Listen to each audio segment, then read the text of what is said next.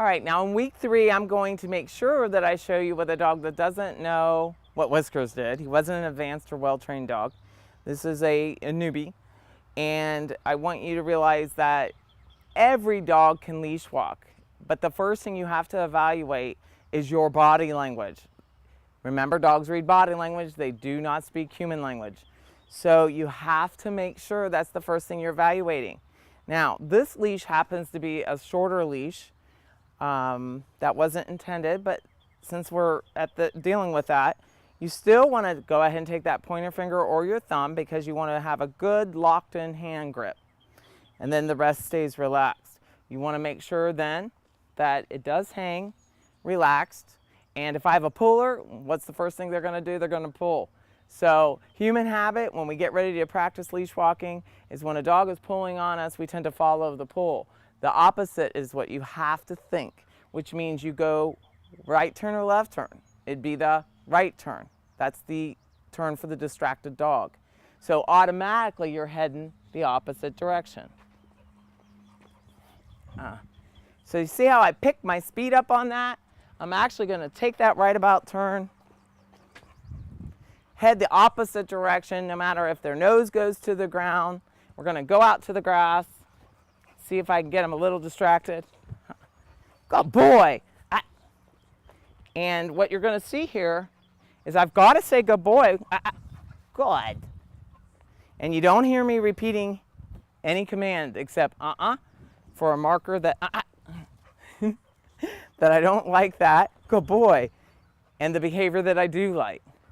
And stop and place sit. That part's really important. What parents tend to do is they stop, wait, okay, and expect the dog to sit automatically. That's not going to happen with a beginning dog. You're setting him up for failure. You've got to make sure, we're only in week 3. Week 2, we introduce the sit at your side. So you've got to remember, they're not going to do it automatically. Again, let's review before I move on to the next commands. Right about turn teaches what? Pay attention. It's your sneaky right about turn. So you're not trying to warn them.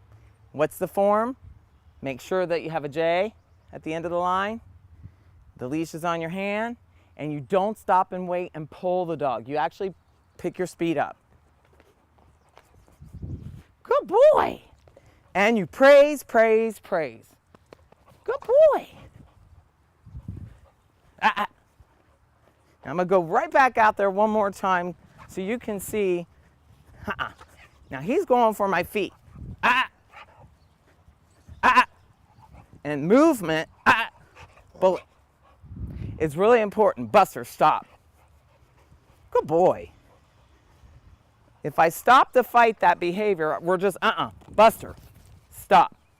We're just going to get into a frustration there. Let's go.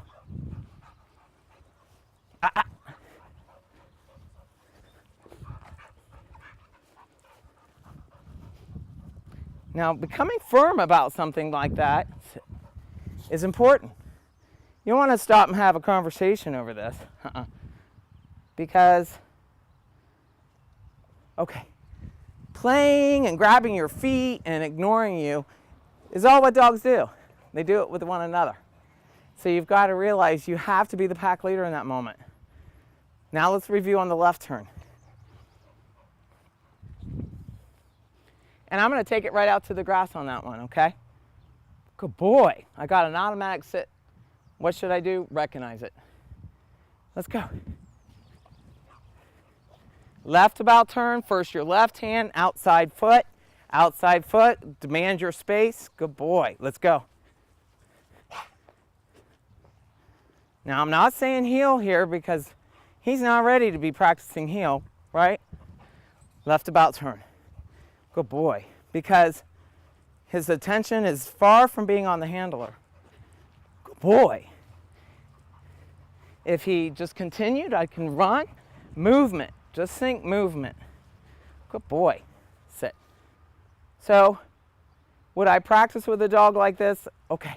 In the grass first? Let's go. No. That would be medium distraction. Start with low distraction. Somewhere where he's not going to be highly distracted. Good job.